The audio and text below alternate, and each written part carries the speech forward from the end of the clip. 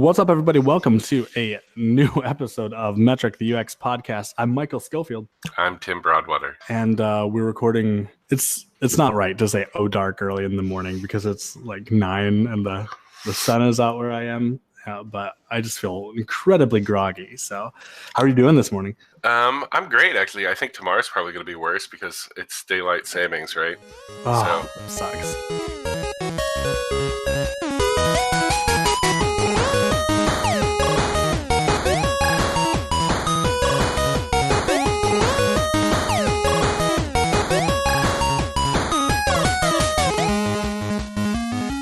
Let's talk about something that really needs to get UX out of existence. Is it? So I know it says spring forward, right? So tomorrow it'll be 8 o'clock right now, or it's 9 now. Oh. Is that correct? I think that's correct. See, I think that's the point right there. Like, people don't even understand why we're doing it anymore. And when you actually look at all the videos and the research of why they did it, it's like to save energy during World War I. You know, it's just like, why are we?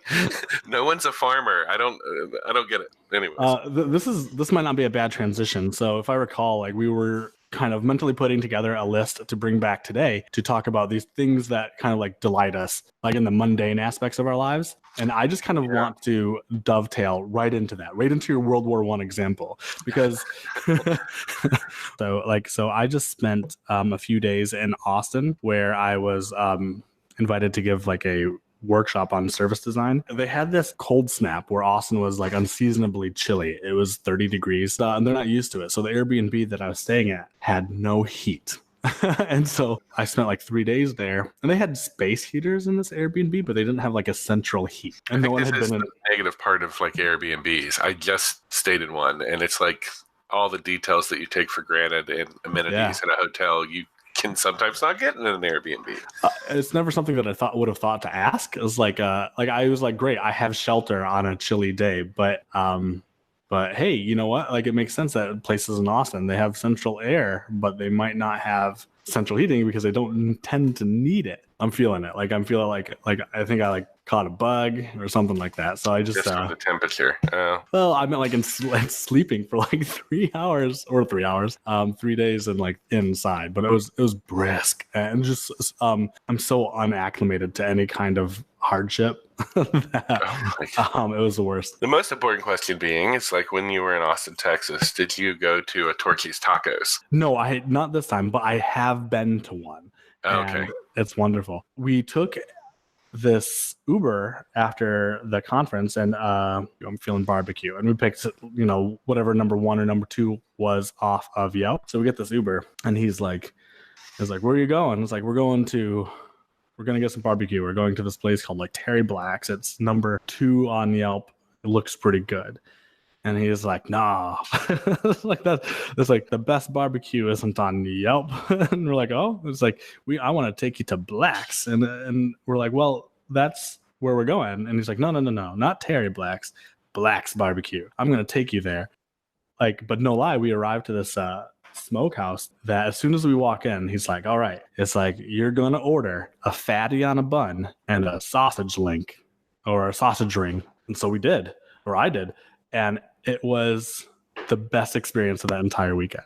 I think that's actually perfect from what we were talking about last week. Like, we were talking about something that's minimal UI, minimal cognitive load, ease of use. I honestly think Uber and Lyft, and I mean, you can say what they want about each company. They're the same company, essentially, like when you boil it down. Right.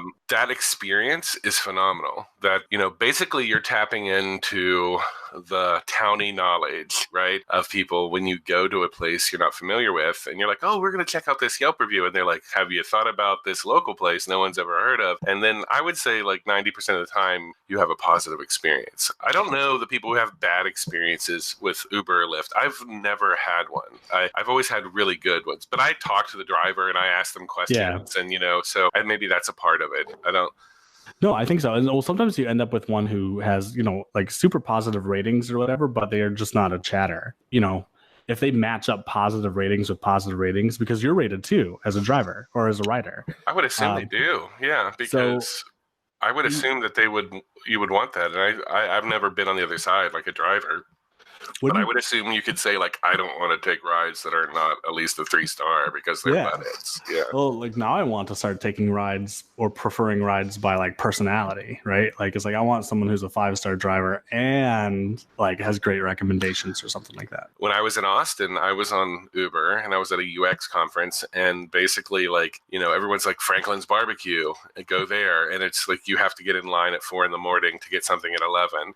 And it's like, I have an hour lunch break. I can't do that. But then an Uber driver would say, like, oh, you should check out this place. It's always, you can get the food within 10 minutes and, it's just as good. Don't listen to that Yelp BS, that it's like everyone says, like, this is the best one. And it's like, it's all hype. It's like barbecue's barbecue, so, and then I found all these little cool places in Austin from actually talking to Uber drivers, like the Museum of the Weird and the Bat Bridge. And when I wanted Torchy's Tacos, they were like, don't go to a store, go to the truck. And I'm like, what? And they're just like, they have a standalone cars and they move around. And he's like, I know where it is this week. I'll take you there. And it was just like this little park with 4 food trucks. And one of them was a Torchy's Tacos, And just like, I think last week or a couple weeks ago, I was like, oh, y'all have to go play Senua's Sacrifice. Speaking of World War I, so Peter Jackson had produced a documentary called They Shall Not Grow Old,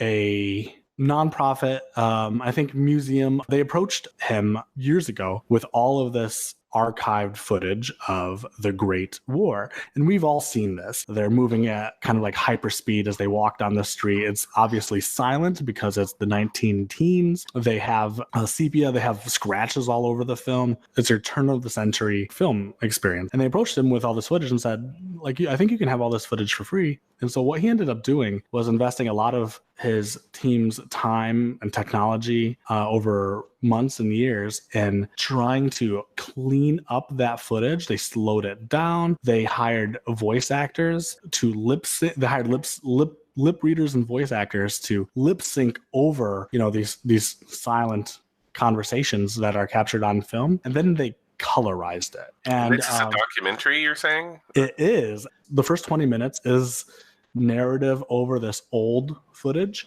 Then all of a sudden, like you're on the big screen, the square sepia 19-teens old footage like expands to fill the white or the wide screen. Suddenly the traffic and the folks, everything that's happening slows down to a real life pace. And the reason it's fast is because these used to be crank cameras and it would just depend on how fast the person was cranking the film. And then they were able to tell this like pretty striking documentary about, life in the trenches and in no man's land with audio, with color, in World War I with real footage. What is this called again? It's called They Shall Not Grow Old.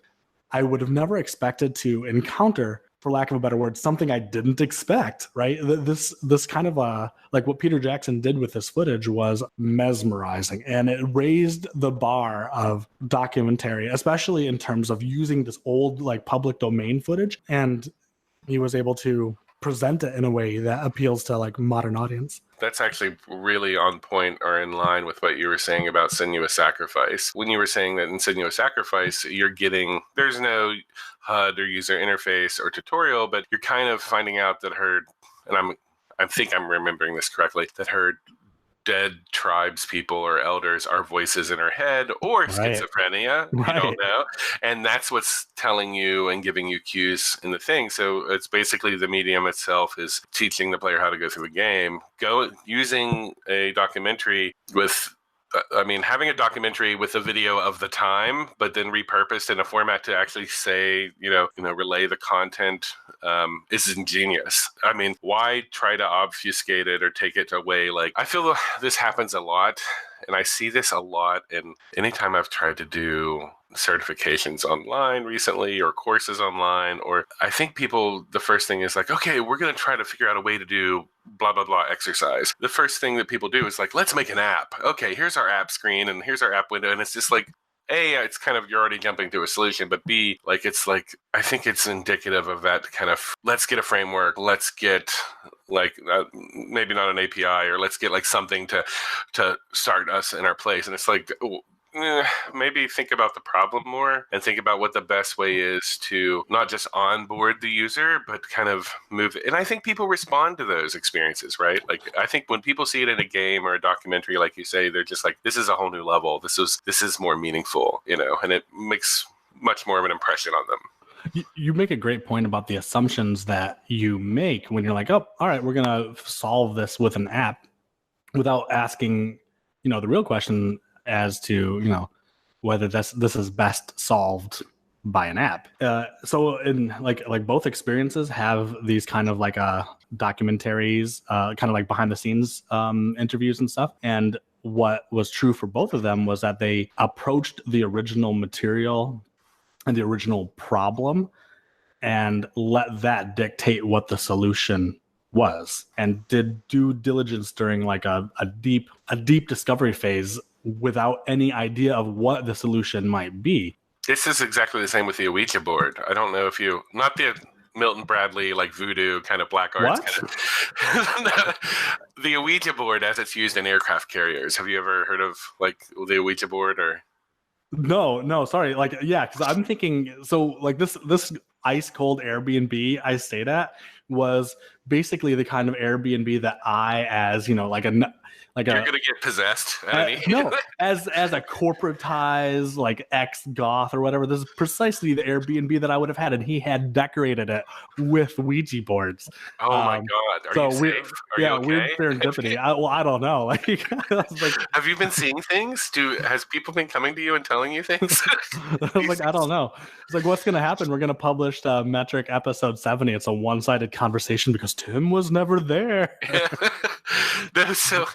Hey, I'm the type of person that I don't want to get metaphysical or life or whatever in there, but it's just like I don't fucks with Ouija boards. I'll just say that. But the term Ouija board is a term that they use in aircraft carriers in the Navy to simulate the deck of the aircraft, so where to park planes. It's called an Ouija board. And so what it is traditionally, I mean, the more and more I work in defense and for the military and the government doing UX, which is what I do at my current job now. Which is fascinating. The more and more I'm flabbergasted about like, oh my God, is this what we do? Because when I see the solutions for like their apps and like how they coordinate fire and communicate missions and things like this, it's just like, I'm appalled, really. But anyways, they have like a table that has a physical, and this is on Wikipedia, I'm not giving anything secret here away. It's surprising actually how much of everything about the user experience and the apps of the defense and the army are literally out on Wikipedia.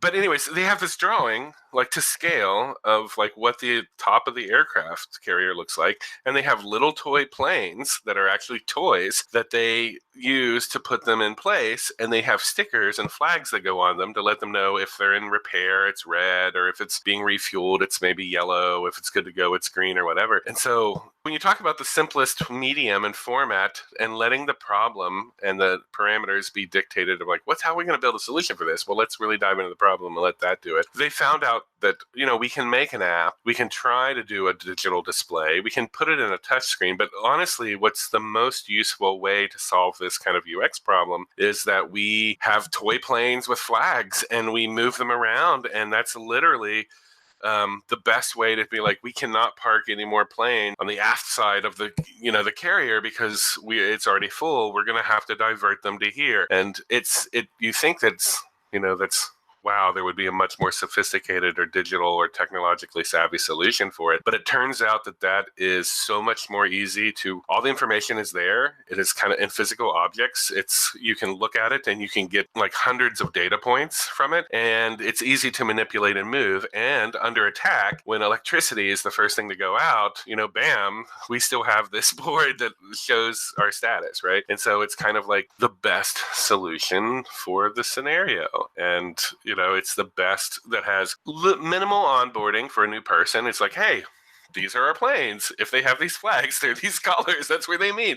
And if we're full here, we can't divert planes there, But it's, that cognitive load is gone. And then the medium itself can't think of a better medium to actually moving toy planes around to represent real planes, I'm interested in this conversation we've just stumbled into that it's all about, opportunities for solving problems before assuming that it's going to be solved by like a website or an app. That whole book I keep plugging all the time. No UI. No UI.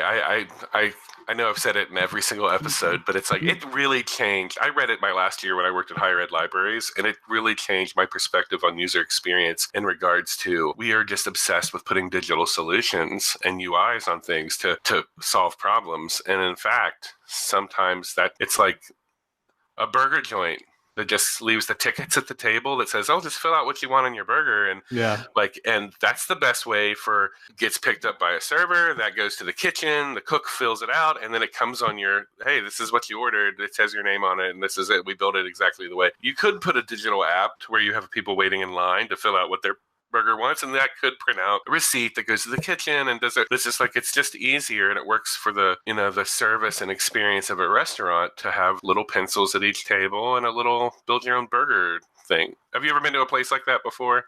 Oh yeah. Well, yeah, 100%. I've also been to the place where they have like those little order tablets at the end of each table, and what they are just fingerprinted grease plates, and they're disgusting, right? Yeah, no, this is my takeaway coming out of this small conference that I was at in Austin, which just demonstrated that there are a lot of really clever like web and app solutions, but they all seemed, I don't know, too complex, too like overthought. Forced or clunky. Yeah, Force is a good one. Some weren't clunky, but it was just this like gnawing thing that was in the back of my head that I was like, well, this is cool, but I don't know if that like solves anything for me if I were in that situation. So it's more so just looking at the problem a little bit more instead of like, hey, let's put a user interface on your washing machine, which may not be, the best solution, and actually may cause more cognitive load and more steps. Yeah, definitely. I couldn't say that better. The big one for me was when I like hooked up my Amazon Echo to some Philips Hue lights and automated my lighting in my house by voice. And it's one of those things where I didn't realize that this was even a need. Like, I did this purely because, of course, like, why wouldn't I? I'm gonna play around and hook it up. What's funny is that I find that there's tons of times where I need to flip a switch and I'm out of reach. So the placement of my our small kitchen in the house is the poorest lighted room, and it's fine like right now, and like if I was in there I could navigate and so on, but in the event that like a cloud passes quickly over the sun or something and it gets dark, you've been in these situations where all of a sudden it's like a shadow looms over your entire house or whatever. It becomes really difficult to see. And so I've had situations where like I've had something like hot in my hands, or like I'm playing with the oven or whatever, and it gets dark, and I would have never thought to, I don't know, create a service to like solve that specific problem. But, I can just say, like, I'm not going to say it now because it's in the earshot, but name of my Amazon Echo, turn on the kitchen light. There's actually that MIT UX certification I was telling you that I've started doing. Yeah. How's it going? It's great. It's actually in 3 weeks. I'm 3 weeks in, I guess. And they have a very scientific method of approaching UX. And then a lot of what you learn in the certification is still kind of cutting edge, to where it's like, this is the theory we're going with, and this is what we're practicing and researching now. Oh, interesting. And so how we use science and the scientific method of human-centered interaction and usability and heuristics, like, to look at it, which is interesting. But they really push, like, what is the context of kind of the situation? What is when you were saying, like, let's just slap a UI on it, but it's more so, there's a huge piece. It's like the best type of interaction is we're human beings. When we communicate to each other, it's verbal, it's semantic where we're moving, and it's also looks, and then we actually reference objects by pointing to them or touching them. And so what they're really focused on, and I agree with this, and especially to your point about, all that Amazon seems to be hiring right now is UX for voice, right? And so multimodal interaction is where you can communicate in several different ways with a system or an interface. It's amazing, like some of the things that they're working on, which is going to be like, I can talk to an app, but I can also touch and gesture with the app, and it can talk back to me, and it can also kind of respond. And so it's kind of interesting because what they're thinking is like that's where UX is going to go. It's just not going to be, hey, Alexa or Google. I call it Googleina, even though it's just Google, okay, Google, or like Siri, to where it's just a voice input, but it's more so like, no, what happens to the powerfulness there when we combine that with gesture, and we can combine that with they know where we are. And so that multimodal kind of interaction is kind of what's amazing. Something that we've been using for months, and it's this morning. So we have a Google Home in our bedroom and an Amazon Echo like in kind of like the main living space. When we wake up, the first one who rolls out of the bed, you say like something like okay Googleina, good morning, and you might say like what's new or something like that. And Google basically responds with a kind of like a data dump that is everything about like, hey, here's what's on your calendar, here's the weather, here are selected snippets from CNN, BBC. They play the New York Times, the Daily podcast, or whatever like that. That's cool. I mean, I But don't. I have a home. I get it on my phone, and it says like, "Here's your travel to work, and here's how much traffic, and here's what's going on, and on your thing today." But I don't have it tell it to me. Well, so yeah, so that's one of those things that's in the morning, like you're up, you're brushing your teeth or whatever, you're staring like groggily like in the mirror. It's one of those things that is when you're, I don't know, again, it's just playing the news for you in the morning and telling you like what's up. But that's something that has become habit, and it's something that has become incredibly valuable because what I see that's changed in my behavior is that I don't seek that information the night before. I think that I had this habit of like, oh, I'd go to sleep and I'd fall asleep like browsing Reddit or looking at the news or something like that, right? Sometimes I go to sleep thinking about the day ahead. That's one of those little like productivity suggestions. That's like, hey, lay out your clothes, etc. I've taken that away from like the nighttime routine. That's no longer a part of it. My nighttime routine is not concerned with the outside world. It's creating a lot less like anxiety. Yeah. That's actually interesting. It makes me start to think about Alexa heard that. Hold on a second.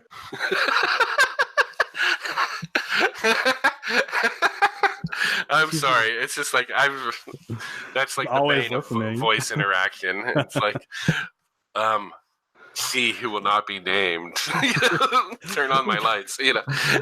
That's fine. I also wonder. This is total tangent. It's like, why is it always female names? Like it's Cortana, Alexa, and Siri. I don't. So I recently rebooted or reinstalled iOS on my phone, and it came back with the male Siri.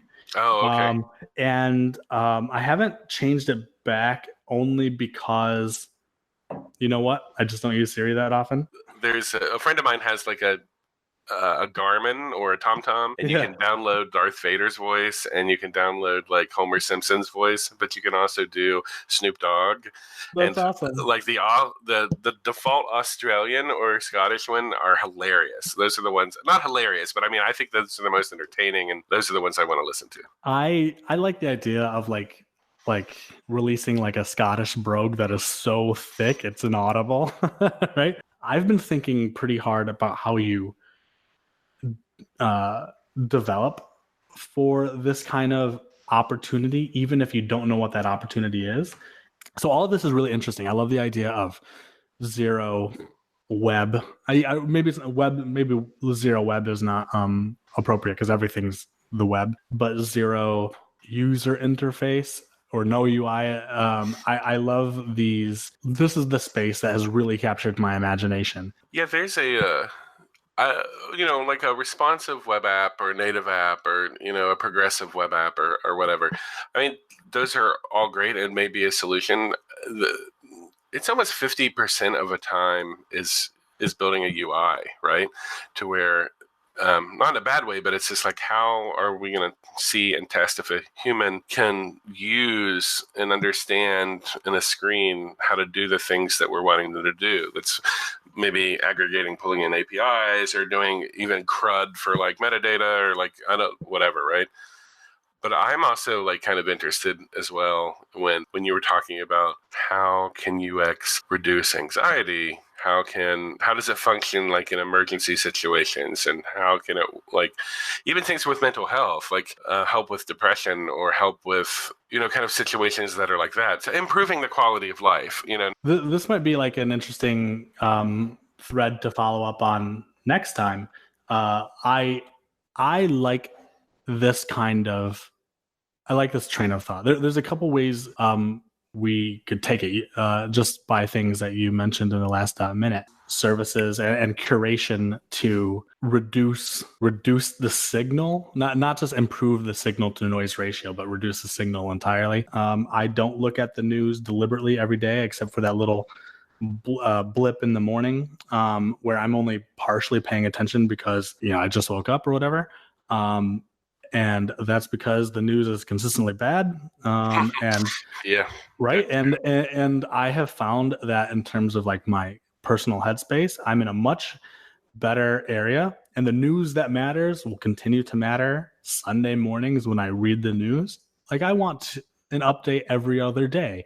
And those are things that we can schedule. But I also may want an update only every other day when there's significantly, or something hits these triggers. And that kind of customization and tools and service provision give the user a way to weight their own algorithm to see what news they even see. I personally, like, what I do is, print. I think everyone's different, but I mean, talking about settings and parameters and preferences to improve life or complement how you want to work, I think that's a great topic Cool. That's the same thing of like UX to improve quality of life, to reduce anxiety, depression, or, I think this is all the kind of the same thing, how does it work with your life, right? I'm personally the type of person that I'll do 10 to 15 minutes of news a day, and it just covers what happened in the world yesterday.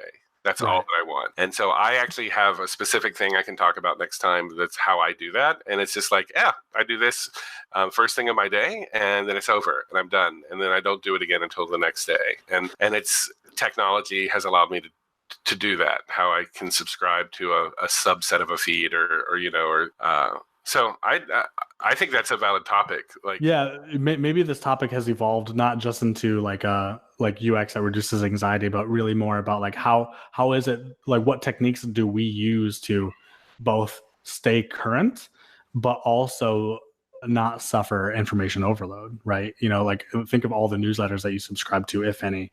Think of all the Slack channels you're in, if any. Think of all the people you follow, the hot takes that come out every day, all the news. Makes me actually think of like Brad Frost gave a TED talk one time called "Death to Bullshit." I don't know if you ever saw it, but it's I had coffee. I was standing. I did not have coffee with Brad Frost last week. I stood in the coffee line behind Brad Frost last week. Okay, yeah, he's a cool guy. I've met him a couple of times in person because he's from Pittsburgh. He's super humble. That's what he did a keynote for this conference. Yeah, and he actually had he also did the creative exhaust one, which I'm a big fan too. Where it's like, hey, document your process because other people may want to use it. But his "Death to Bullshit" is decent because he talks about this German or Austrian or Swedish artist. I'm probably getting this wrong, but basically like took one day of Instagram posts and printed them out, and then basically it filled like an entire warehouse of like 10 feet deep of like actual Polaroid like photos, right? Oh my god. And just to kind of emphasize, this is one day of information overload on the planet Earth. This is how much digital waste, not waste, but how much information we're putting into flooding the world with on a daily basis. So how do things like settings or filters or techniques, UX techniques, to allow users to eliminate, I don't know, declutter, or like, I don't know what the best way to describe this is apart from spark joy. to spark joy, declutter, filter out, or let you function, because otherwise we're in the age of where people are like running away from Facebook because it's too much news, well as their friends, as well as their family, as well as funny memes. It's like, I have to like reduce it. I can't take it all. It's like a fire hose in the face all the time. Next week on Metric episode 71, how we deal with bullshit. This has been 70 episodes of Metric, the UX podcast. The best way that you can help us celebrate is to share this and our backlog with your friends. Find them all at metricpodcast.com. Find us on Twitter at Metric Podcast. Find Tim at UX Bear. Find me at Storyfield.